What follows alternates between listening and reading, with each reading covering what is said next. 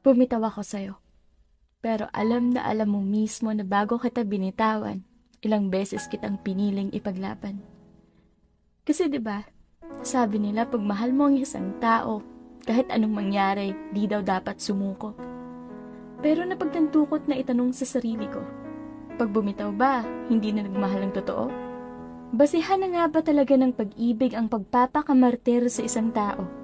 Malibang piliin ang sarili bago ang isang taong hindi ka man lang mapahalagahan ng tama.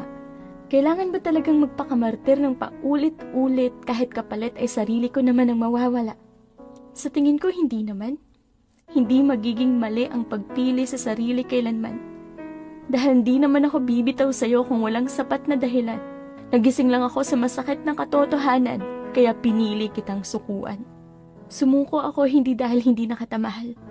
Sa katunayan nga, mahal pa kita. Sobrang mahal pa kita. Pero tingin ko talaga hindi na tama pa.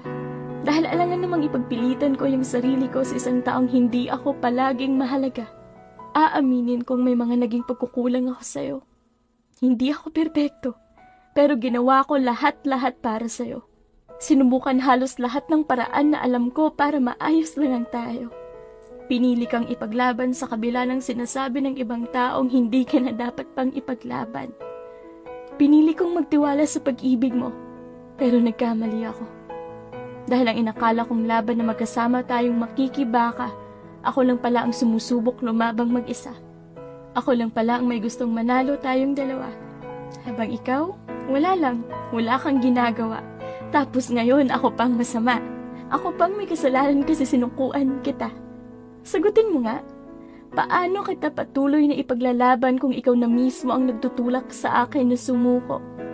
Ilang beses kong sinabi sa'yo na napapagod na ako. Nagbabaka sakaling ikaw naman ang magdadala sa relasyon na to at tutulungan mo kung maayos ang tayo. Pero may ginawa ka ba? Wala, 'di ba? Kailangan kita pero iniwan mo akong mag-isa.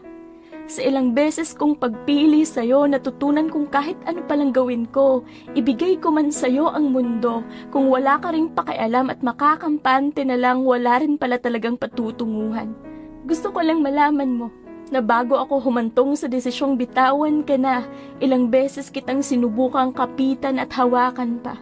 Pero mga kamay mo mismo ang pumipiglas, hindi ko na kayang habulin pa at hawakan ka ulit. Kahit masakit ang bumitaw, sa pagkakataong to, mas masakit kung patuloy pa akong kakapit. Kung tingin mo pagiging makasarili ang pagpili ko sa aking sarili, wala na akong pakialam. Kung tingin mo ako lang yung may kasalanan dahil ako yung bumitaw at sumuko sa laban,